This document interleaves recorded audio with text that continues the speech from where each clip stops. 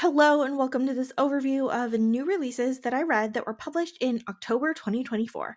I'm Olivia, your favorite resource for book recommendations you can easily screenshot, and you're watching Random Olive Reads. First up is The Duke's Guide to Winning a Lady by Alexa Aston. This is a historical romance and book 7 of the Strongs of Shadowcrest series.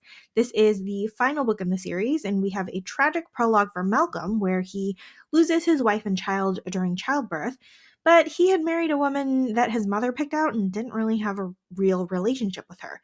He decides to do better next time and pick out his own wife. Fast forward a couple of years, we have the youngest Strong sister Effie planning her debut at the same time that Malcolm's younger sister is also debuting. Effie and Ada become fast friends at the Modiste and spend several weeks together before the season starts, most often chaperoned by Malcolm. He's impressed by Effie and intends to make her his Duchess, but she has no idea about his feelings and sees him as an older brother figure. He's got a lot of courting and wooing to do if he needs to convince Effie of his suit. Make the Season Bright by Ashley Herring Blake is a standalone contemporary romance. There is so much angst in this one. This is a second chance romance that involves one person having left the other one at the altar. We do get a flashback to the wedding day, and it's absolutely heartbreaking. Charlotte believes her Decembers are cursed between her absentee mother and a fiance that left her at the altar during a December wedding. She ends up on a Christmas vacation with her quartet of holiday loners at a very cheery, query mountain town in Colorado, only to find that her ex-fiance Brighton is also there, being dragged there by a different family member. It's totally awkward. Brighton is all sorts of guilty. Charlotte wants to pretend they don't know each other, and their hostess's mom is trying to set everyone up in a matchmaking activity.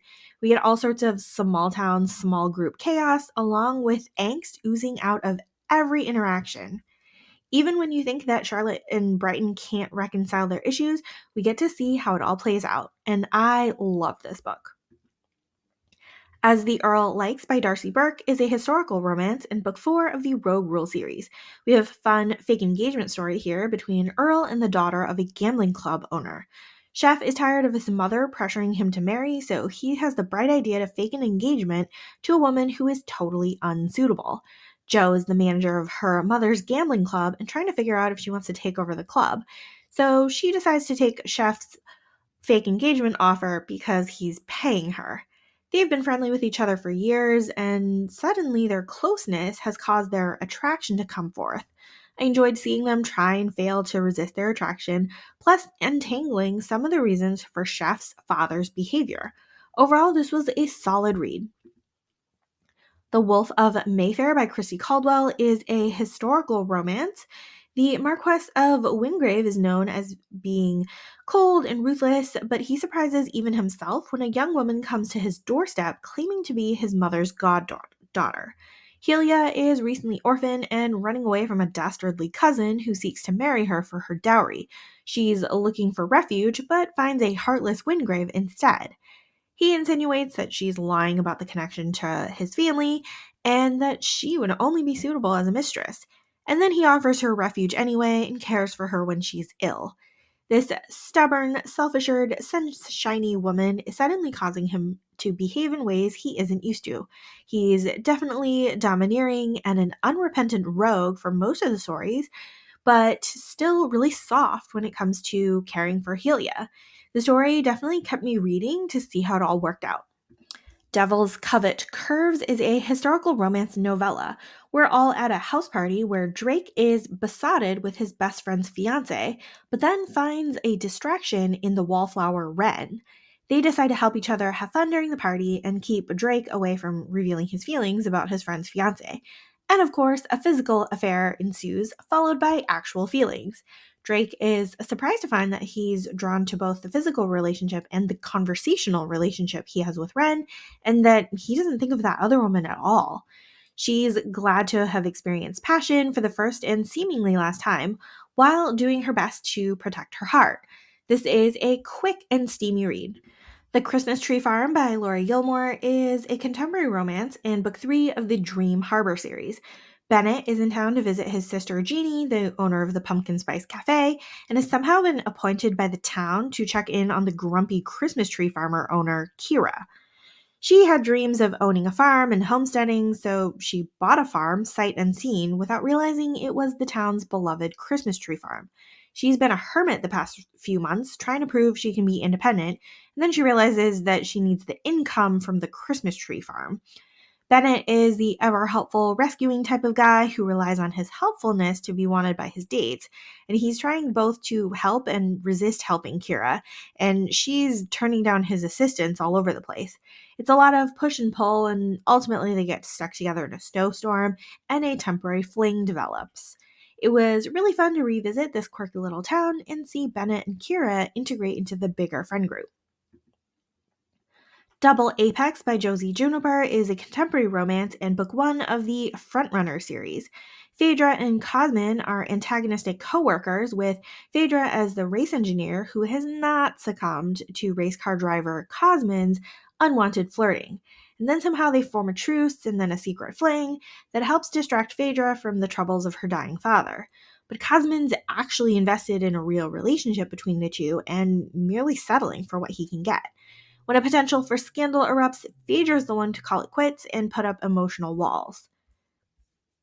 I was super interested in learning more about Cosmin's family backstory and the issues he had with his sister.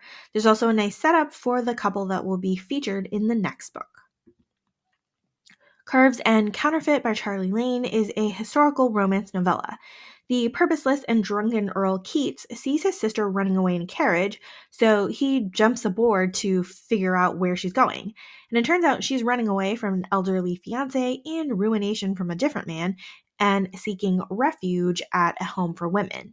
Keats is stunned to find that his sister has been so displeased by her position and didn't really realize what a terrible brother he's been.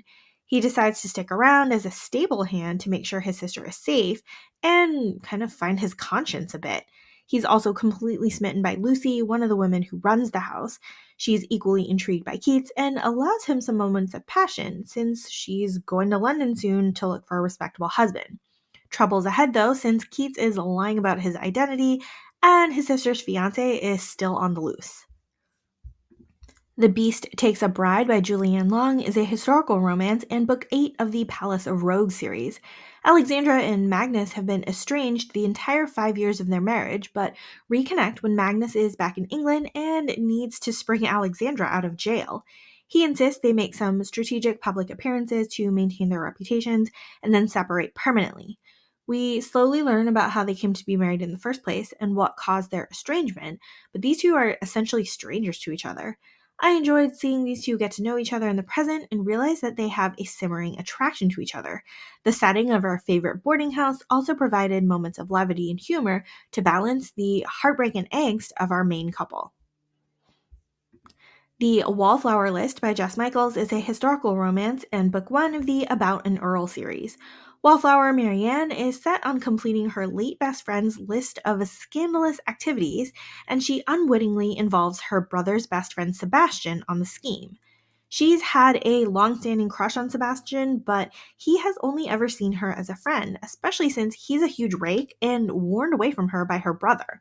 Now that Marianne is showcasing a bolder personality, Sebastian is very much drawn to her and trying to resist. However, their connection is more than just physical, and it will take some soul searching for Sebastian to realize he's in love with her.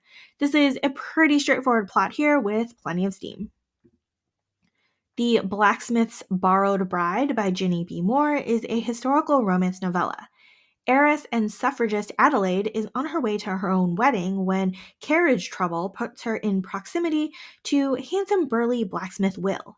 This quick novella is a mix of road trip obstacles, social class differences, and a physical affair between Adelaide and Will.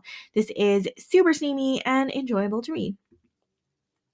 Voluptuous by Felicity Niven is another historical romance novella. Henrietta has been pining for her father's friend Oliver for ages and ends up marrying him when they get caught in a compromising situation. But the dour and moody Oliver feels guilty for his previous wife's deaths and feels guilty for lusting after his friend's daughter, so it's a marriage in name only. We get to see a friendship and partnership develop over the first 2 years of the marriage until Henrietta asks for a baby, and then they realize they've both been attracted to each other the whole time. This book was sweet and steamy all in one, and I loved seeing Henrietta's sunshine help to bring Oliver closer to his young son. The Baron Who Never Danced by Barbara Russell is a historical romance and book 5 of the Victorian Outcast series. A footman and the daughter of an earl's mistress meet at the theater where he rescues her and a bunch of other people from a fire. 2 years later, they meet again when Angeline is socializing at balls and Royston has been elevated to a baron. Royston is being manipulated into stealing from Angeline's mother, but he's not comfortable with being a thief again, so he's a bit clumsy about it.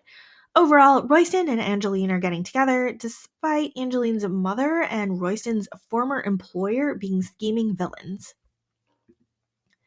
The Scandal of Rose by Joanna Shoup is a historical romance novella. Famous actress Rose refuses to become a man's mistress and prides herself on being independent, but she had not anticipated being worn down by Moore. He's a divorced tycoon who is uninterested in marriage again after the scandal of his previous divorce and is very happy to set Rose up in a townhouse and lavish her with gifts, until he gets coerced into an engagement and loses Rose in the process. This one is a quick read with tons of steam and angst. Christmas Sweater Weather by Jacqueline Snow is a standalone contemporary romance. Fairly typical brother's best friend romance here. Charlotte has been in love with Hayden for years, had an opportunity to kiss him 3 years ago, and was rejected. She's pretty much avoided him all this time except to help care for his young daughter. Hayden is basically afraid and avoidant, and he rejected Charlotte because he didn't want to betray her brother, and so he could figure out his messy life. They're thrown together at a ski resort during Charlotte's brother's pre-wedding vacation and finally talk through their issues and see about possibly making a go of a relationship.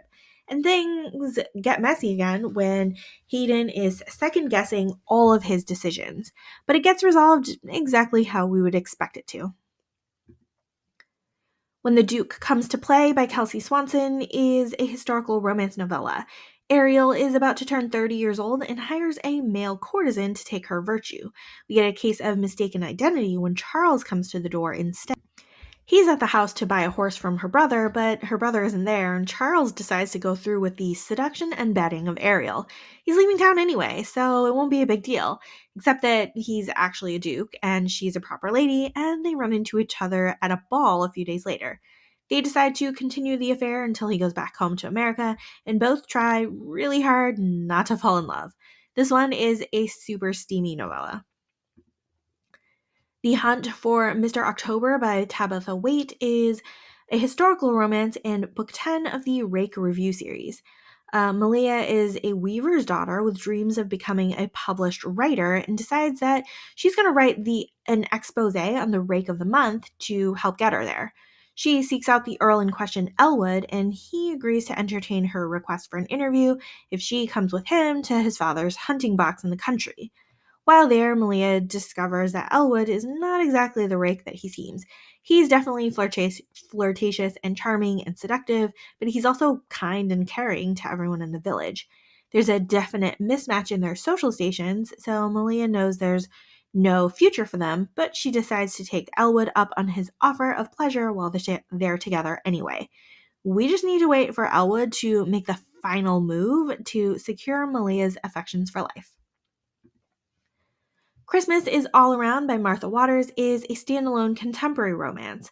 Charlotte is an artist who starred in a Christmas movie once as a child and is trying to run away from her past. She's in England to visit her sister's family and somehow meets the owners of a house that is featured in the movie she was in.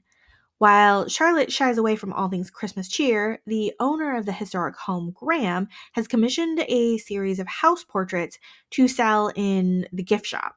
They spend more time together, bantering and flirting, and finally becoming more, but she's only in England temporarily. There's also the concern of whether her past fame is being used to promote tourism to his historic family home. I enjoyed all of the banter and flirting, which made me smile so much. It was the perfect amount of a sarcastic ribbing that I enjoy. This was a super fun little Christmas romance. Thank you so much for watching this video. Links to all of these books are in the description box. Hopefully you found a book or two to add to your TBR. Like and subscribe so you don't miss future videos, and you can follow me on Instagram at randomolive.